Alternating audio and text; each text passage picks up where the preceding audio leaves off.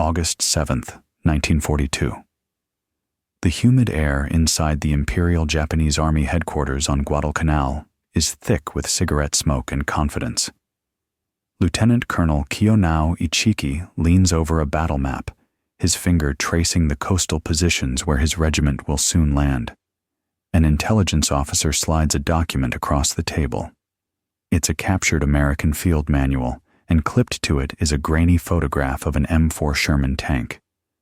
Ichiki studies the image and laughs. It's not a polite chuckle. It's the kind of dismissive laugh that comes from a man who has crushed the British in Malaya, who has seen the pathetic American tanks in the Philippines fold like paper.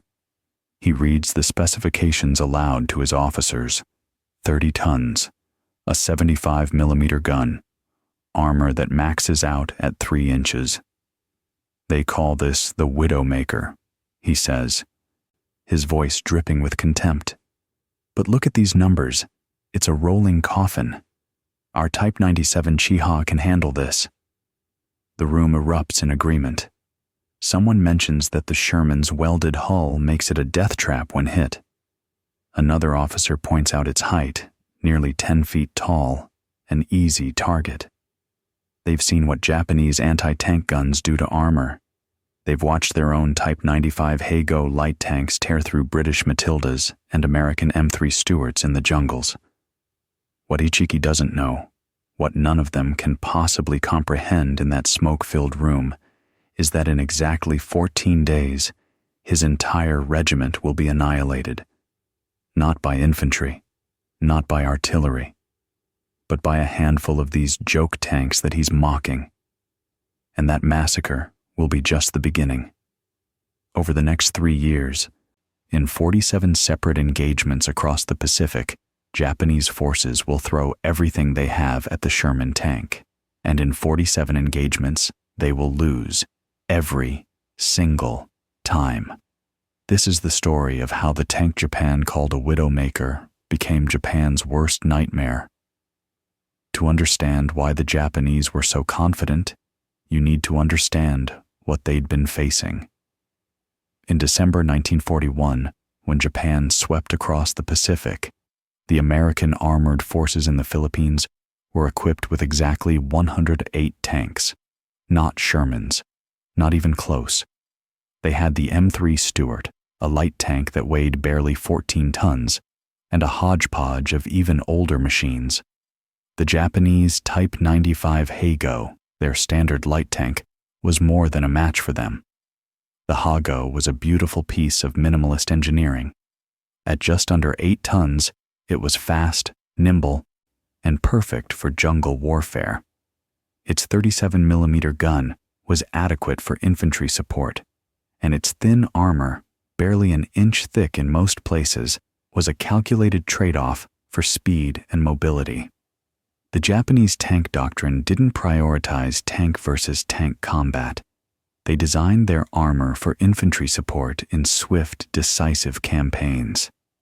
And for the first 6 months of the war, that doctrine worked perfectly. In Malaya, Japanese tanks rolled through British positions with impunity. At the Battle of Slim River, a handful of Hago tanks caused a catastrophic British retreat, advancing 19 miles in 13 hours. In the Philippines, American and Filipino forces were overwhelmed. The few M3 Stuarts they had were quickly knocked out or abandoned.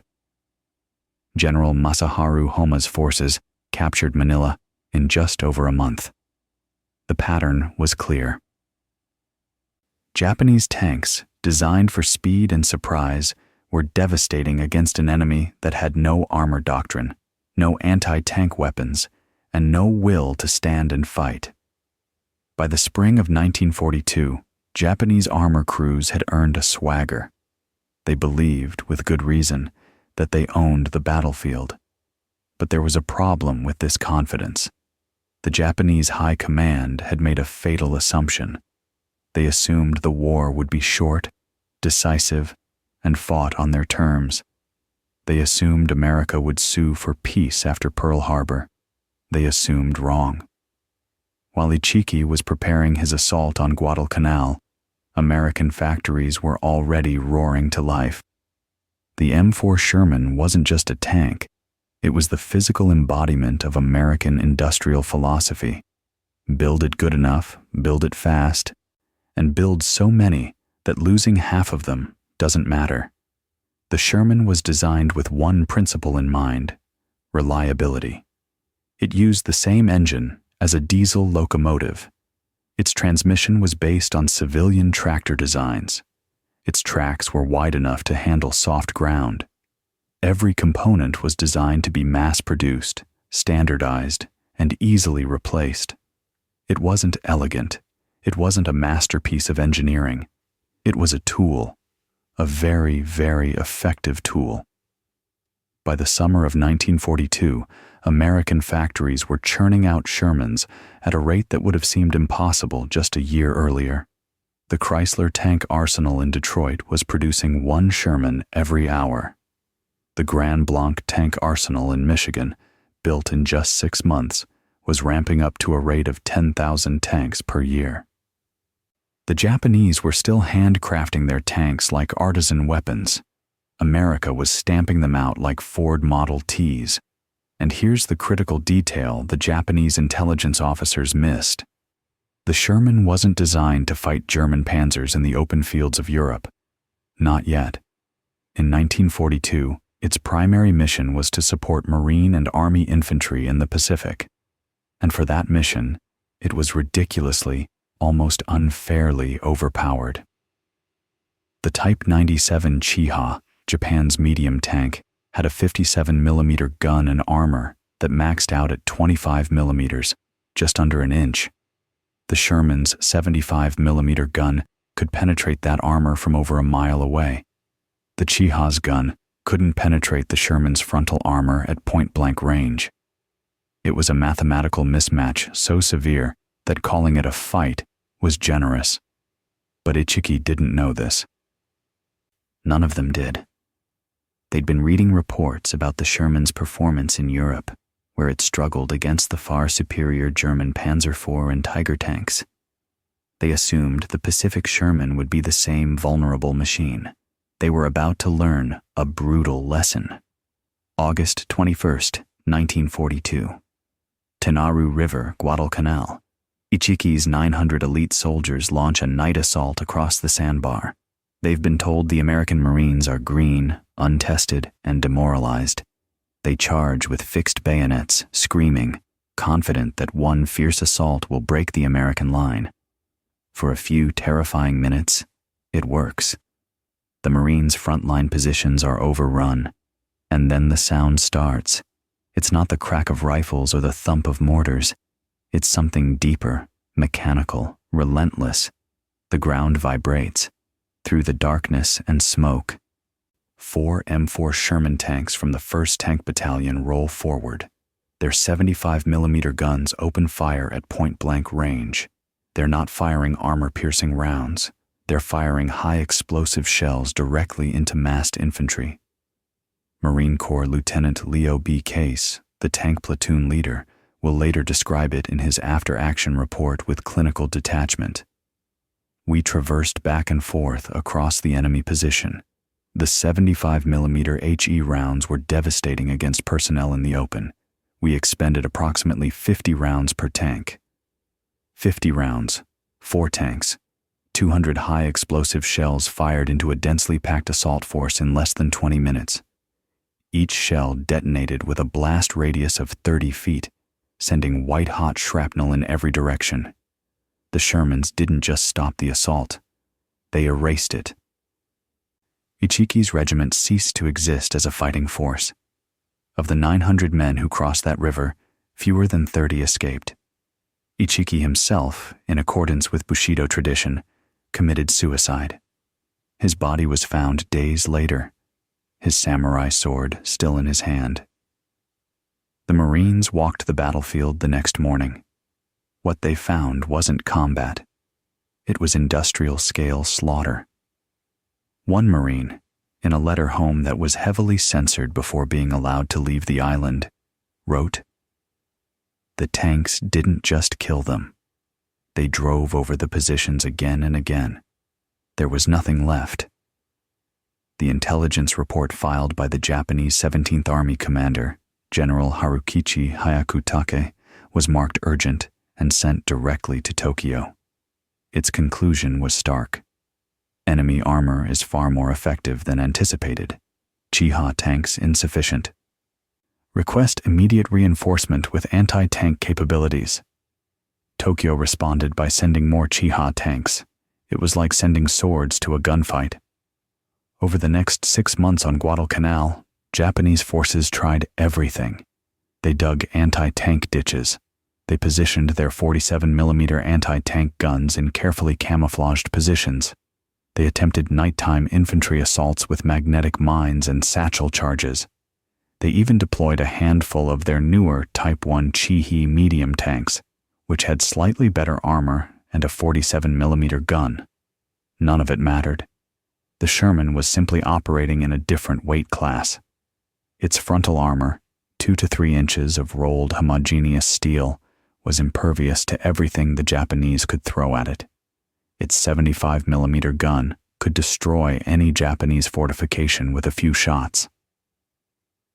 And critically, it could do this while advancing through jungle terrain that should have been impassable for a 30-ton vehicle. At the Battle of the Matanikau River in October 1942, 9 Shermans from Company A, 1st Tank Battalion, attacked a heavily fortified Japanese position. The Japanese had prepared for weeks, digging interconnected bunkers and positioning their 47mm guns to cover every approach. They had over 600 infantry in prepared positions. The Shermans advanced in a line, their 30-caliber machine guns suppressing Japanese positions while their main guns systematically destroyed each bunker. Japanese anti-tank rounds bounced off the Sherman's frontal armor or, at best, left small dents. The 47mm guns, firing at ranges under 200 yards, couldn't penetrate. Desperate Japanese soldiers tried to climb onto the tanks with satchel charges. The Shermans had a solution for that too. Each tank had a bow-mounted machine gun, operated by the assistant driver, specifically positioned to sweep the area around the tank. The battle lasted 4 hours. All 9 Shermans returned to base with minor damage. The Japanese position was obliterated. Over 300 Japanese soldiers were killed. American casualties, 19 Marines, mostly from infantry units clearing positions after the tanks had passed through. Captain Louis Metzger, the tank company commander, wrote in his diary that night, "The boys are calling them Ronson lighters because one shot and the Jap positions go up in flames. But I'm starting to think the Japs are more afraid of just seeing them than the actual shooting. They know they can't hurt us." He was right. A psychological shift was happening. The Sherman wasn't just winning battles, it was breaking the Japanese will to engage. Captured Japanese documents from late 1942 show a growing desperation in their tactical planning. Orders repeatedly emphasized avoiding armor at all costs. Infantry commanders were instructed to bypass Sherman positions and attack elsewhere. Tank crews were told their primary mission was reconnaissance, not combat. But there was nowhere to hide. As the American offensive pushed across the Pacific, Shermans appeared on every island, in every campaign. And with each battle, the Sherman crews grew more skilled, more coordinated, more devastating. The Battle of Tarawa in November 1943 should have been Japan's opportunity to prove that fortifications could stop the Sherman. The Japanese had months to prepare. They built hundreds of reinforced concrete pillboxes and bunkers, some with walls over 6 feet thick. They positioned their few remaining anti-tank guns behind coconut log barricades. They flooded the approaches to create natural anti-tank obstacles. They even imported a handful of Type 95 Hago tanks, dug them into the sand up to their turrets, and turned them into stationary gun emplacements. The Marines hit the beach on November 20th.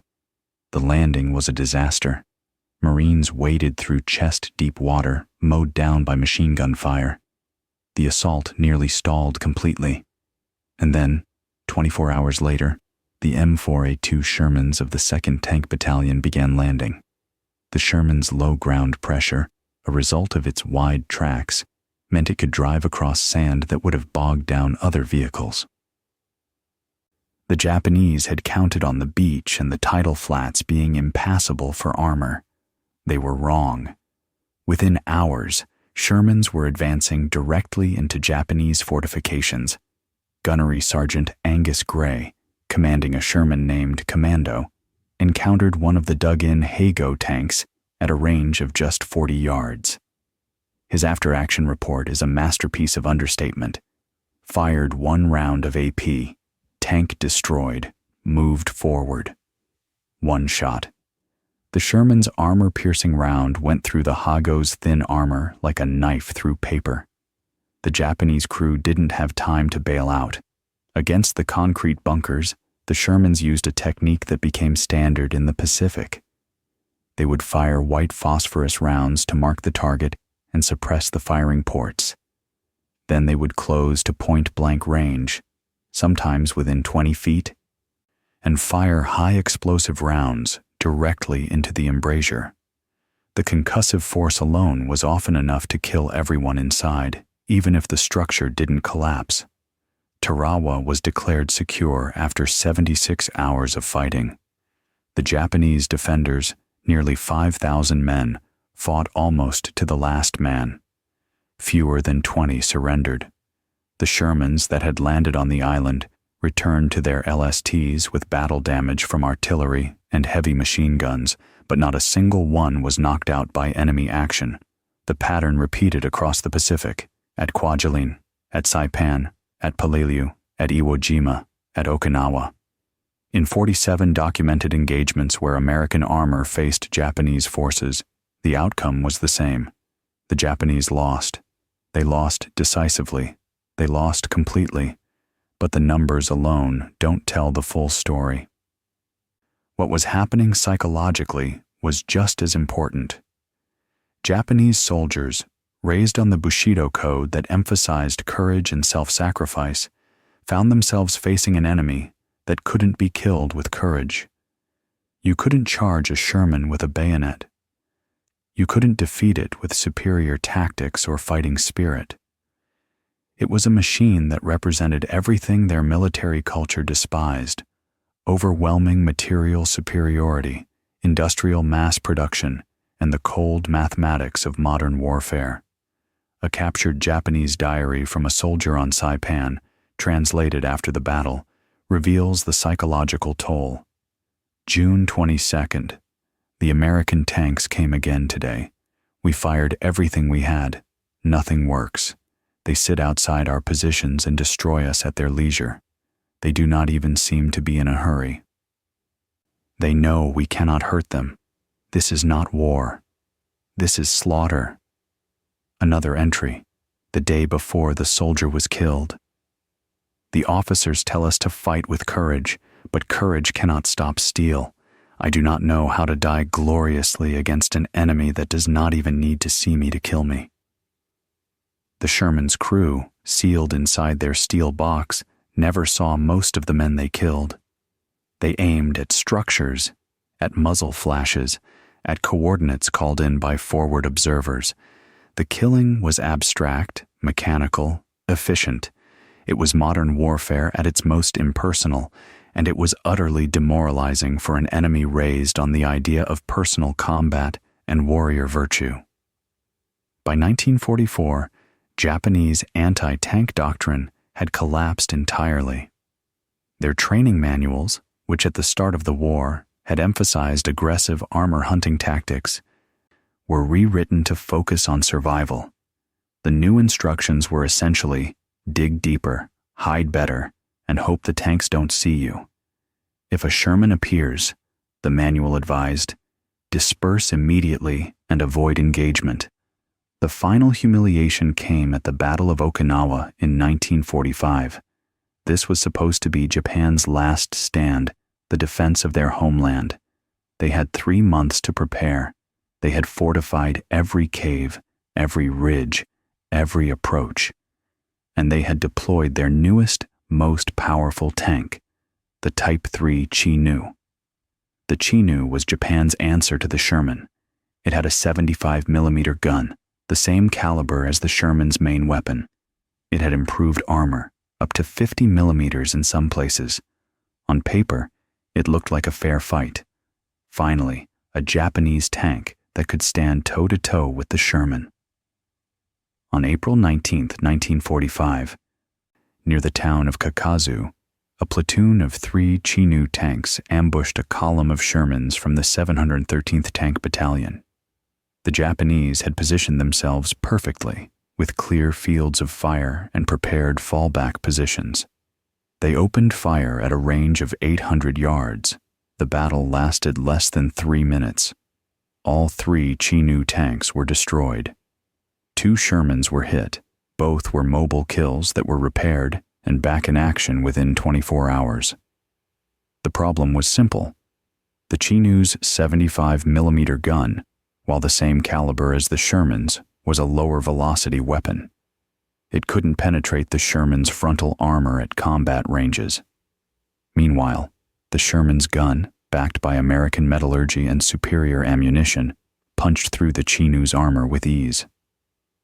It was the last time Japanese tanks attempted to engage Shermans in the Pacific. There were no more illusions, no more talk of superior fighting spirit or tactical brilliance. The war had become a brutal equation of steel and explosives, and Japan was losing by every metric that mattered. When the war ended in August 1945, American factories had produced over 50,000 M4 Shermans. Japan, in the entire war, built approximately 6,300 tanks of all types combined. The United States lost 1,690 Shermans in the Pacific theater to all causes: mechanical failure, artillery, airstrikes, and mines. Fewer than 50 were knocked out by Japanese tanks. Post-war interviews with surviving Japanese tank commanders reveal a consistent theme: shock, not at losing. They'd understood by 1943 that they were going to lose the war. The shock was at the scale of American production. One commander, Major Akiyama Kiyosuke, put it this way in a 1947 interview: "We knew the Americans could build more tanks.